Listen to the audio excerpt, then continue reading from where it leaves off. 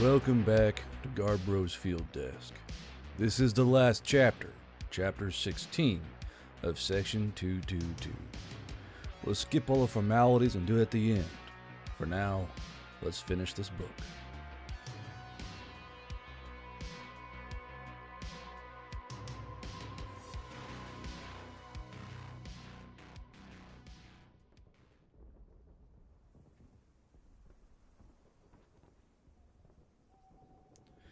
Chapter 16, R&R with the Donut Dollies. Vitka do not see why wing splints are needed. Vitka said with a growl, awkwardly wobbling as she angrily kicked at a stone near their bench. Limik sighed, reaching out and grabbing Vitka by her duty belt before she fell onto her face. You need to keep your wings stabilized. You heard the medic. If they don't get reset properly, no amount of magic will help them. Bullshit that magic can't help Vitka. Blah blah, wound too old. Vitka must use spleens. Loduch. Vitka spat out, but shrunk down when Eldehinda raised her voice without looking up from her magazine. Unless you want to be permanently on the ground, you will follow the orders the medics gave you. Helena kicked her boots back and forth on the bench she shared with the rest of her team, a bowl of meat porridge steaming in one hand and her spoon in the other. I'm sure Vitka's more than understanding on how important her splints are. She's just getting out the jitters. 3 days of jitters. Vitka barked, craning her head back with a disgusted exclamation. Been on ground for 3 days. The Hara. Makarat said with a roll of her eyes, snapping the breakdown bolt of her rifle back into place and checking the charging handle. 3 days of nothing happening, except for the noise of the engineers. Has been a nice reprieve, if you ask me. Helena nodded as she chewed a spoonful of porridge, looking out across the city. While the majority of the city had survived the many fires that broke out during the battle, the main housing districts had been brought to near ruin due to the intensity of the fighting there. To compound matters, a lot of the forest had been burned down as well from the airstrikes, only stopping till the flames hit the fire breaks. How are they figuring to compensate the locals? A lot of them even helped in the fighting, though it appears others helped the Fae forces. Helena said, spooning up another mouthful of porridge and blowing on it softly. Eldehinda turned the page in her magazine, an eyebrow slightly cocked. Rebuilding their homes is the first thing, but they are being lulled in by the thoughts of indoor plumbing, electricity, and the promise of being used as a manufacturer and hub for said plumbing. Turns out a lot of the people here in the north are skilled casters. What, like magic? Limik asked, still fussing with Vitka's splints. Eldehinda closed her eyes in annoyance for a moment before opening them. No, hornbrain. Not like magic. Casters. Like making statues and other such shit. I hate splints, I hate splints, I hate splints. Vitka railed, her feathers and hair beginning to puff out in rage as Limik chucked his teeth and tightened a loose upper wing piece. Don't get mad at me. Get mad at the human who filled you full of... What was it again, Eldehinda? Limik asked, turning to look at the dwarvess. Eldehinda looked up, flipping the page with her thumb. You said the humans figured out what our harpies were getting winged with. Limik said, leaning backwards as Vitka bared her fangs at him. Eldehinda tilted her face towards the morning sky and thought, then let out a single dry laugh. Oh yeah, the little balls they stuff inside shells. It was one of the smaller varieties, but they call it buckshot. They named it after a handshake, really? They were running around giving our harpies handshakes? Limik said, affronted. Makarat chuckled. It might be a handshake to us, but I know what they mean by the word. Actually, it means quite a few words in their language. English? Helena asked, turning in her seat to look over at Makarat. From what I understand, a lot of their words mean several things, or are spelled different but said the exact same way. Makarat tapped her chin. Let's see. Back. I believe it's slang for money. Can be used when referring to a rather strapping male human or a kind of dowker, as well as being used in connotation of throwing someone from their back, or stopping a kind of trend. A lot of use for a little word. Helena mused, opening her knees so Vitka could thump down angrily between them, the harpy resting her head on Helena's thigh as she grumped. Do they always do this? All the time, yeah. Makarat said, picking up her own bowl of porridge. Don't get me started on the word there and all its little siblings. All said the same way, spelled differently, and none of them mean the same thing. Absolute fever dream of a language. Helena, Vitka hungry. Vitka said with pout heavy on her voice. Helena looked down at her, raising her eyebrows. They specifically placed your wings so you could hold a spoon, Vitka. Vitka pushed out her bottom lip and put on every ounce of pity-me she could muster into her eyes. But Helena, Vitka so weak. Bones all hurt. Once with Helena pay mercy on poor Vitka. Helena shoved a mouthful of porridge into the harpy's open maw with a smirk, cutting her words off with the spoon. If it makes you stop talking, sure. I'll be sure to stuff you. Vitka snorted, suppressing a giggle as she chewed. Limerick cracked his back, looking around them at the bustling base. What time did you say the convoy was coming in, Staff Sergeant? Should be here around lunch. Big shipment of ammo, supplies and fuel to get arts in shape for an attack. Eldehinda said, rotating her magazine to eyeball a gas grill. We're going back with a bunch of walking wounded. Helena idly observed a bunch of dwarves and Oni struggling with a tank track, trying to get it properly aligned on a damaged M60 while humans in the strange blotted camo watched. They're worried about an attack? I thought it was understood that this would be the final major battle until Varani. Well, yes, that is what Intel believes. Limerick said, fussing with something the humans called a zune. But there are some who think they may try the handed ores again if they get froggy enough. Makarat scraped the last bits inside her bowl onto her spoon, twisting her lips before she looked up. They won't be. We exposed a lot of our hidden gems in this battle, like the planes. They'll regroup and stock up in order to try and blow us out of the water come the flowering seasons. Vitka will be ready by Varani. Vitka said, giving her splintered wings a wiggle. Unless rumors are true, and we stuck in training wet wings. Eldehinda flipped another page, not even having to look up to know everyone was looking at Vitka for an explanation. Wet wings is the term harpies use for novices. Staff Sergeant with the information we're really after. Helena said with a twirl of her spoon, clicking her tongue off the back of her teeth. To be fair, Limerick said, still fiddling with the inner wires of the small machine. Makarat held aloft her bowl, the vessel perched upon the tips of her fingers. To be fair. to be fair, Helena said in a biting tone, then sniffed. they made some good points about us heading to New Sandrian to help teach some of the new recruits and lend them our experiences. Makarat set her bowl down in between her feet, stretching her arms and cracking her back. Yeah, well, only by the skin of our teeth that we managed to avoid becoming actual drill instructors. Could you imagine doing that every day? Dealing with some green heel every day for months on end. There is something intelligent in having veterans teach the saplings. Helena replied back, a smug smirk on her face. Doesn't hurt that we are so revered we were able to slip by the brown hat duty. A month or two just sharing stories and getting paid to do it. It'll be a nice break. Vitka heaved in a breath, leaning her head back dramatically. Vitka does not want break. Best time of life is in battle. Still skirmishes, still minor fights, but no, just going to be Vitka nest sitting a bunch of wet wings. Your wings aren't even going to be usable for months. May as well make you useful. Limerick said with a grin, screwing the Zune back together with a small screwdriver. I think I'm going to enjoy the break. May even be able to visit the family for Himdane. Eldehinda looked up from her magazine, eyebrows raised. Your family is in with that little holiday? Oh yeah, Father brought it over after a long caravan, and it caught on quite fast in our village. Limerick said, now fiddling with the battery pack. Though they more enjoy the actual holiday aspects, with the remembering of old family members and sharing stories around warm tables of food. Eldehinda smiled. What, not a fan of the blood sport? Blood sport? Makarat asked, leaning forward now. Staff Sergeant is talking about Hakern, the settling of debts in the new year. Helena said, reaching down and fussing with Vitka's hair. First, there's Himdane. Feasting, remembering, the strengthening of family and clan, and flowers are hung from shrines and livestock as offerings. Well, that doesn't sound too bad. Makarat said, looking from Eldehinda to Helena, confused. What does that have to do with the whole blood sport thing? Helena began idly braiding Vitka's hair. Hakern is when a lot of blood is shed. Old grudges are brought out into the open, and those who are challenged must fight. If not, they're deemed cursed through the new year, and all manner of misgivings will befall them. These absolute units will make a ring in the middle of the town or city.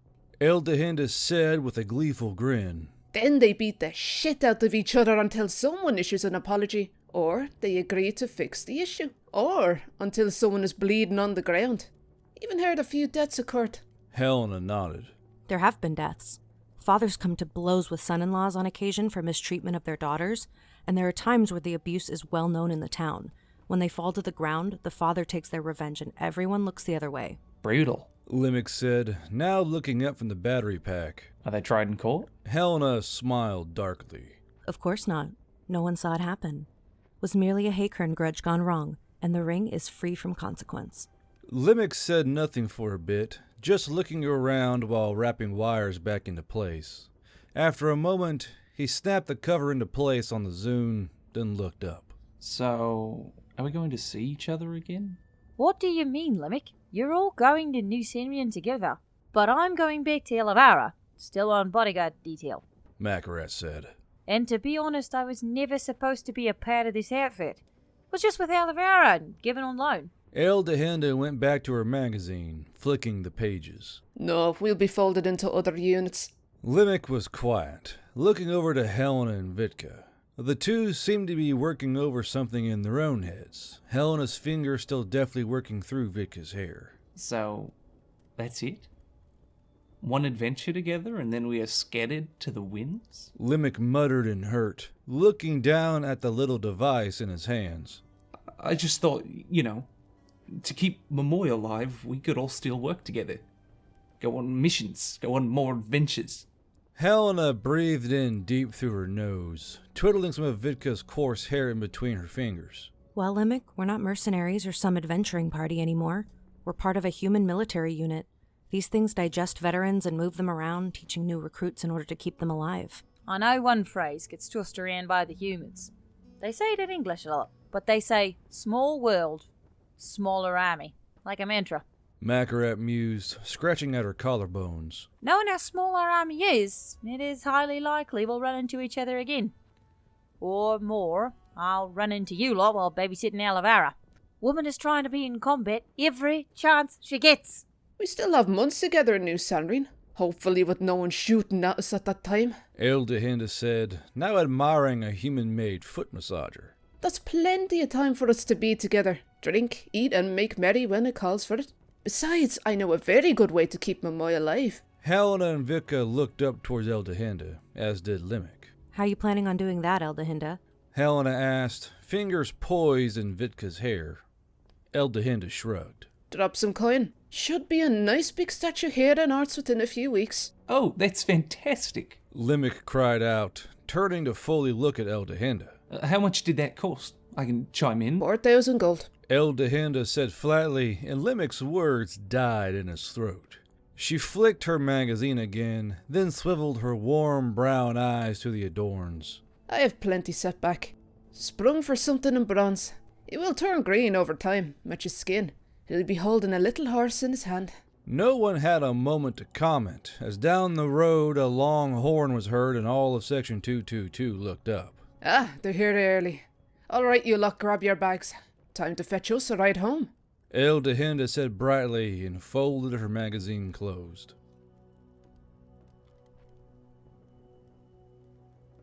Tall wheat. Helena leaned back in the wooden cafe chair, her crisp new uniform rustling against the plush backrest. Above her, the cold morning sky was dappled with gold, white, and purple as the sun broke over the horizon, and she exhaled out a nose of foggy breath. My favorite time, Helena hushed, the words leaving trailing tendrils in the air. An Alberton Valley elf waitress leaned out of the front door of the cafe, sleep still deep in her eyes, but uniform clean and pressed. Are you ready for your rifleman's cider, ma'am? Sure, go ahead and bring it out with some bread and butter, Helena replied, still leaning back and enjoying the light growing in the sky. The elven waitress yawned softly, pushing her black hair away from her mouth. Would you also like some fish? We got in some morning trout just last evening. That sounds fitting, Helena replied, her eyes tracking the light slowly moving across the shingles of roofs. The waitress bowed forward a few inches. Yes, ma'am. Helena continued to watch the sky, her teeth glinting out from her smile as the sun finally broke high enough to cast her in warm morning light. She closed her good eye, bathing in the warmth as the fog of her breathing still drifted above her. The new uniforms were very smart, the same olive drab as her old ones, but their cut had improved by leaps and bounds. They were less baggy, more professional, and made Helena look every inch the veteran she was. Even the boots she received seemed different, with padded walls that made sure she couldn't roll her ankle. The human lone wanderer hanging out at the resupply building told her they were modeled off of Volkel boots from a mountainous area on their word, but Helena didn't really dig too deep. They were comfortable, deep black, and she liked the metal lacing studs that ran along the tongue. The elven waitress bustled out of the front door to the outdoor seating patio with a tray, puffing her hair out of her face and stepping lively across the stonework. Helena noticed with a quirked brow that the Alberdon Valley elf was wearing a pair of old-issue combat boots, but didn't make mention of it as her breakfast was set down at her table. None of your friends with you today, miss? She asked, setting down the insulated ceramic pouring jug that contained her cider. Normally, there's a few more of you here this early in the morning. Helena reached forward, her fingers deftly snagging an everberry that was on her plate. No, not today, I'm afraid. They're all still packing in for our flight this morning. Oh, on one of the spinning birds? The waitress asked, setting down the small plates that contained Helena's butter, jams, and fish. I've always wanted to ride on one of those, but they just seem so scary. There are scarier things, Helena said in a cool tone, eyeing the waitress as she popped the berry into her mouth. The waitress looked over to Helena, the elf's battle-scarred eye patch glinting in the morning light, and she cleared her throat nervously. Yes, well, I'm sure there are. Steam pooled out from the mug as the lid was lifted, and even from her seat Helena could smell the spices and smoke of the cider. Rifleman's cider was something invented by human meddling, finally goading a brewer to smoke apple slices and put them in the finishing barrels of cider. This gave the cider a smoky, alluring taste, and with a little application of brewer's flour, the famous tall wheat Rifleman cider was born. The waitress poured Helena a large measure into a horn tankard, then set the rest aside, bowing again. If you need anything, just wave, miss. We'll be watching. Helena murmured in reply, picking up the old-fashioned horn tankard and bringing it to her lips, inhaling deeply. Helena let the warm cider flare her body to life, quickly chasing away the slow chill that was attempting to move past her uniform in warmth layers.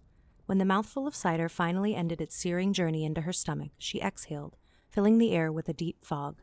Ah, yes. Now that is the stuff of magic, Helena said with a sigh, holding the mug in her hands as she kept staring up into the warming sky. Helena idly picked at her breakfast, layering fish and butter on top of one roll and eating slowly. She had come too close to death so many times. Helena felt a need to slow down and enjoy certain things, commit them to memory as best as she could to remember later. The feeling of hot cider hitting her lips, the soft plush of bread filled with butter, the salty tang of smoked fish.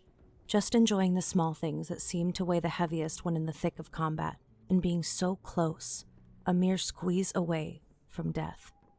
Ah, I recognize that dangerous mercenary. Helena blinked out of her revelry, bread still halfway in her mouth, and she looked around in alarm. Boom?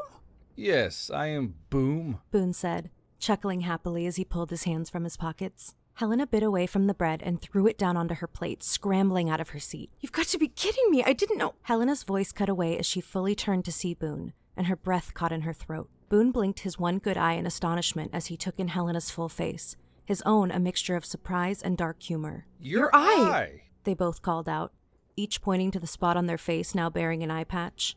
Helena pointed to Boone's right while he pointed to her left. Boone actually bent over in laughter, his breath fogging around him in clouds as he clutched at his thighs. Are you fucking with me? We both lost an eye?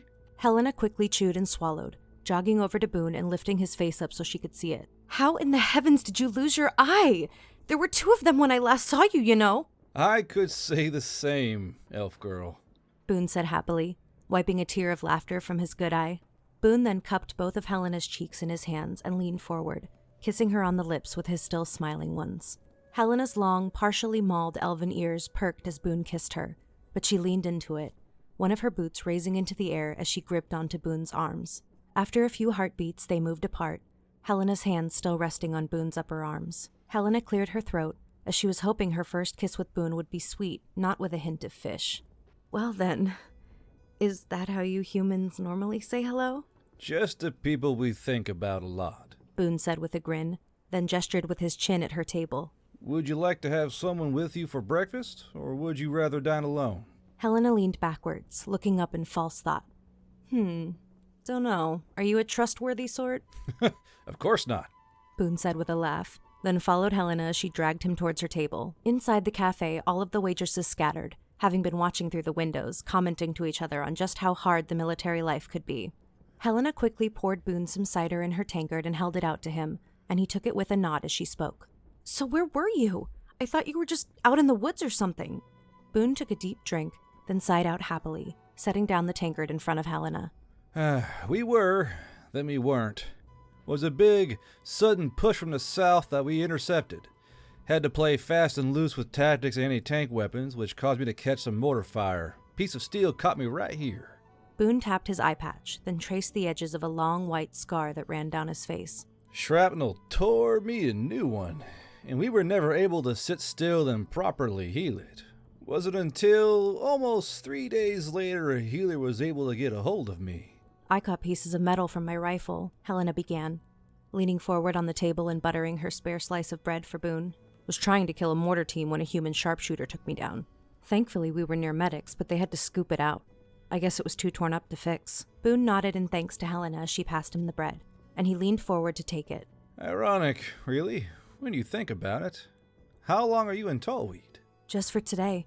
We're catching a flight to New Sanrian around noon," Helena chirped, now eating her own slice of bread while looking at Boone. "Going to be instructing new recruits, giving them tales of wisdom, that kind of stuff." Ah, I see. Going to be the ever-inspirational Black Cat, dispensing knowledge like a vending machine does drinks," Boone said, reaching over and dragging Helena's chair closer to his. Helena giggled around her bread and wiggled to reset the legs on the stone below them. "What is a vending machine?" Nothing. Boone chuckled, then picked up Helena's free hand, giving her a soft kiss on the knuckles. Would you like some company down there? I'm looking to take a break after almost getting exploded. Helena smiled back at him, her face flushing with pleasure. "I think I can get around that idea."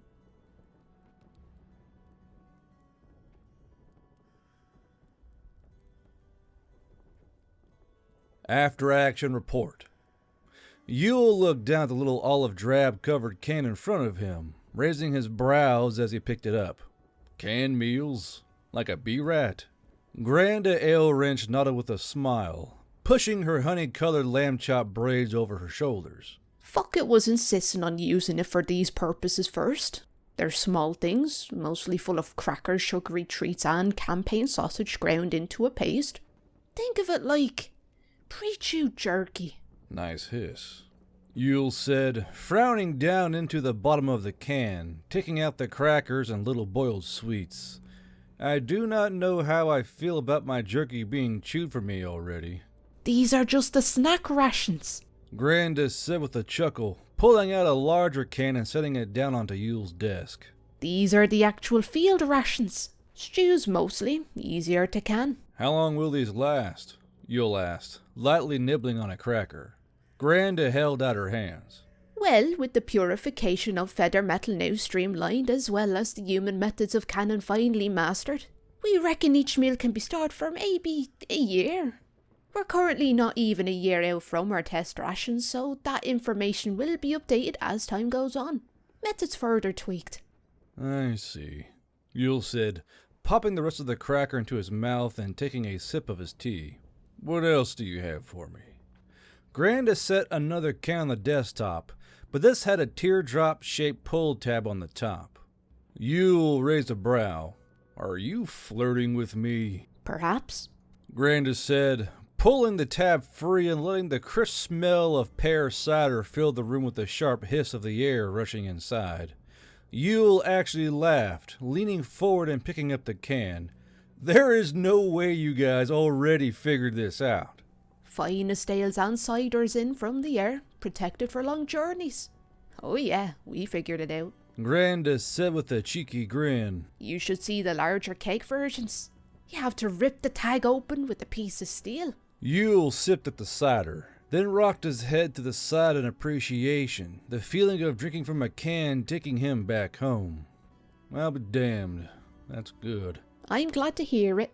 Granda said, face measured with satisfaction. As you will be glad to hear of production progress. After this spring is thawed, so will your new Air Force and Armour divisions. Yule held up a finger, waggling it back and forth. Don't go on making me promises. When you say this, what do you mean? 4 full flights of the Caine, 10 full flights of the Huey thanks to the only and Brim touched. And we will have enough Abram under us to take any armour nervous to push ahead. Then there is the turret tanks we've been working on. Finally got those ironed out, did you? Yule said, slurping at the can. Granda nodded back and forth along her shoulders. In a way. Do you know of the Sheridan? The Sheridan, yes. An airborne tank that failed to make any real impact in our world, Yule replied, leaning forward on his desk. Granda pulled out a drawing, placing it down onto Yule's desk. We've had one for some time, the old dear. We think it was a test model. Very crumpled and broken, but we're using it to produce our own variant. Something we hope to name after one of your animals. Yule picked up the drawing and held it up, his eyes casting over the name. The Wolverine? We thought it was fitting. Granda said with a shrug, crossing her thick legs. Scrappy little animal, apparently. Yule looked back to the drawing. This looks more like an APC than a tank. Our goal is that it will hold a fire team, allowing them more sustainment in the field and in urban environments. A light but heavy-hitting turret that will provide support for infantry, and anything larger can deal with their tank destroyers. Granda said, cracking open her own can of cider and drinking from it. Yule set the drawing down. How much are these going to cost me, then? We'll be fair with their pricing, darling. After all, we're all on the same team, and you're friends with my brother. Granda said with a toothy grin from over the rim of her can.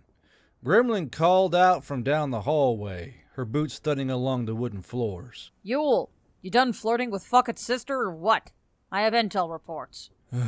Send me the invoices. I'll see they get paid. Yule said with a nod to Granda, offering his hand towards the door. Granda winked at Yule for a final time and stood, the several dwarves around her standing as well and walking out with her past the office door. Gremlin sidled in after, a stack of papers in her hands. All right, enough with that bullshit. I have stuff for you. Is that a can of cider? Yule just held it out to her, and Gremlin snapped it up with her paper-filled hands. A can? An aluminum can? My God, they did it! We're lucky we negotiated a percentage of civilian sales for ourselves, Yule chided, going back with his hand to grab another cracker from the small pile on his desk. What intel did you bring? Gremlin didn't speak until she finished the can, then crushed it with little success on her forehead. Ow! Shit! That seemed easier in the movies. Gremlin, Yule said patiently, taking a bite of his cracker. Gremlin plopped herself in the still warm chair in front of Yule's desk. So, enemy forces have withdrawn completely. We'll be nice and insulated all winter with our manufacturing hubs churning at full speed. We need to keep tabs on those workers. Make sure they're getting fully paid with time off. Don't need them burning out on us, Yule said, picking at the brown paper that covered the boiled sweets. Gremlin snorted. Oh, come on, Yule. You put the fear of death into those nobles and tradesmen. Actually, morale is super high thanks to the 5-day work week and the mandatory vacation time. Though the locals call it Yule hours. I want workers treated fairly. I did my time as a wage slave, Yule murmured, popping the candy piece into his mouth. Did Fuckett's sister mention the trains? Gremlin asked, shuffling her papers and handing a few to Yule. Trains, Yule said, taking the papers. Big old fuel-burning beasts. We'll be getting fresh tanks in days instead of weeks. Gremlin chirped, tapping on a portion of Yule's pages. They're going to run a line straight to here, connecting all the holds, then start branching out. They're looking to set records and beat out the human expectations. Yule tapped at a portion of the report which had a drawing. These ones here have turrets. War trains. They'll be used for transportation and combat zones. Gremlin said, shuffling through her own papers. Anyway, local support is high. Alberdan is moving our direction, but Imra has made us aware of multiple races that are trying to be tapped by the Fae. There are other races? Yule asked, blinking at Gremlin as he swished the candy back and forth over his tongue. Thought this was all we had to deal with. Gremlin chuckled. Nah, turns out there are others created by the meddling of major and minor gods. The snake folk are well in the Fae's pocket, so no point in us even attempting to move any more south. The what? Yule said gravely, leaning forward towards Gremlin. Don't worry about it. We're safe when it's cold anyway. Gremlin said with a wave of her hand. I would reckon we should head north. There's some kind of secular race up there that Imra says were shepherded by a human. That's the tale anyway, plus the necromancers. Yule shook his head in amazement and leaned backward in his chair, holding out his hands. Fucking necromancers? And an old Fey general has surfaced. Gremlin said with a happy smile, setting down more pages. What in the sardonic fuck? Yule growled, quickly picking up the papers and looking at them. Lord Grey? Mal Moira? Who the fuck are these idiots? Gremlin reached over and snagged one of Yule's bee-rat candies. Some of our special operations units have been busy. One discovered a huge area the orcs have taken over and were able to get us a map. The others discovered some long-buried Fey noble. He appears to be neutral and is hiding in the mountains. Had a bunch of undead riflemen with him. Yule blew a raspberry at the news, looking from report to report. And what of this other person, Moira? The Queen's woman, as the tale goes, sacrificed herself to make sure Crinja was killed, but we know how that tale ended. Kept Crinja occupied and out of the way. Everyone thought she was dead. But she was seen down in South Alberdand, blew apart some buildings, and there is a notion she already has followers. Gremlin said, unwrapping the candy and popping it into her mouth. Does this have something to do with the moles within our units we had killed? The timeline tracks, Yule murmured, still reading. Possibly. Gremlin said with a nod, flicking the sticky paper into Yule's trash can. The peoples in the far frozen north are anti-Fey anyway, so it's best we make contact before the enemy does. Paths should unfreeze around spring. Yule sighed and set down the reports, breathing back in through his nose as he thought. Well, other than that, anything else? Fino finally got me pregnant. Gremlin said with a feigned grin, and Yule hung his head back. I thought interspecies pregnancy was a very hard thing to do. First Mullen and now you. Yule growled, biting down and crunching through his candy angrily. Gremlin shrugged, still grinning at Yule. Don't know about that. With just a little bit of scheduled application with Fibbins Gremlin was cut short by the empty bee-rat bonking off of her skull, the empty metal can bouncing away along the wooden floorboards. Ow! Yule! You can't throw shit at a pregnant lady!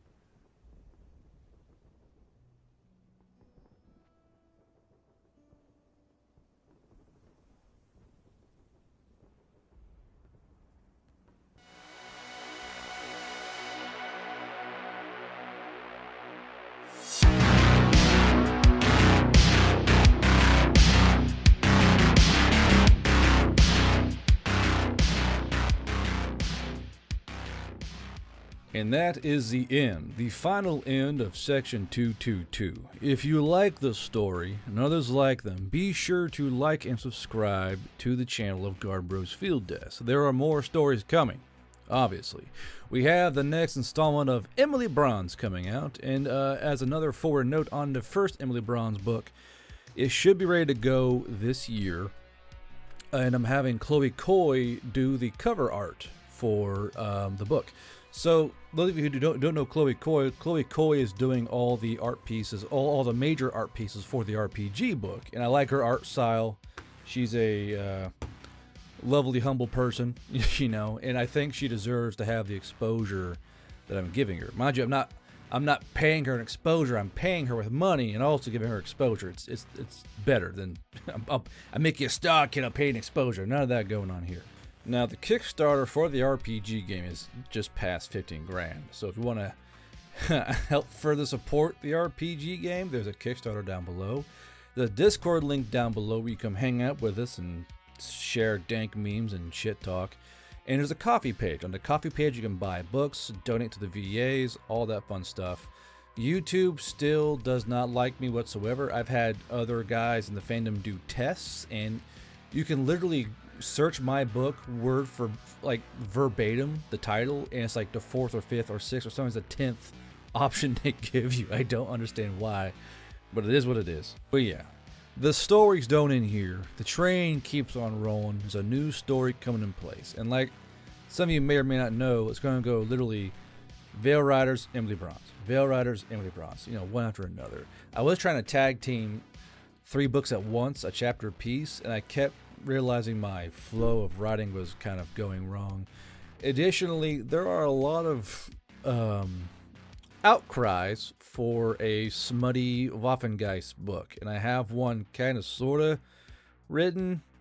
If that's something you want, I guess you can say so down below or in the Discord. If you really want to ruin my day, that's fine.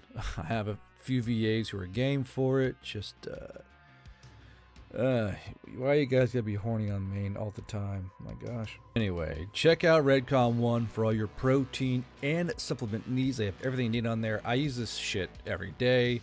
Right now I'm drinking their BCAA plus energy. It's kind of like an energy powder. I got their Canteen, I got their protein powders, I got their testosterone supplements, because right now it's winter time and I don't get a lot of sun in winter, so I gotta take a testosterone supplement because I can't convert vitamin D properly because there's no sun out. But anywho. Until we see you next time on this side of the veil, that was Dusty Parchment, our senior female VA, or Sweet Belle Dam. That was Fire. That was Vin. That was Eliza. That was Amanda. That was Danger. And this is Garbro's Field Desk. We'll see you next time. Would you also like some fish? Would you also like some fish? We got some in... Fuck me, dude. Alright. Probably has something to do with the imbecilic idea to play metal music. Are you fucking joking? If you need anything, just wave, miss. We'll be watching. If you need anything, just wave, miss. We'll be watching. We'll be watching. Oh, I'm so creepy. Ooh, keep your onions peeled for this creepo. Weow. If you need anything, miss... Oh, fuck. If you need anything, just wave, miss. We'll be watching. Electricity and the promise of being used as a manufacturer. What? This is Donut Dolly Flight. We are heading off into dropped-off supply. Where did that go? Okay. We're gonna try this again. You were lost? What? Forget which way it was to get there. That was squeaky. Everyone try it again. Woman is trying to be in combat. Where is the accent going? I don't know what this is. Aye, they're going to get absolutely fucked on the way. They're going to get fucked. We're going to make them bleed in the north, guys.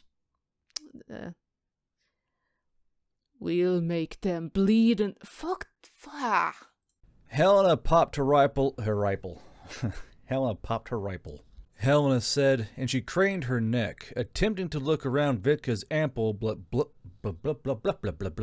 Abram's approaching Anvil. Why the fuck aren't we retreating? Maybe we could use, I don't know, like a grenade, perhaps? Not like I have any bias or anything, but maybe a grenade? Come on. We could use a grenade. Come on. Hey!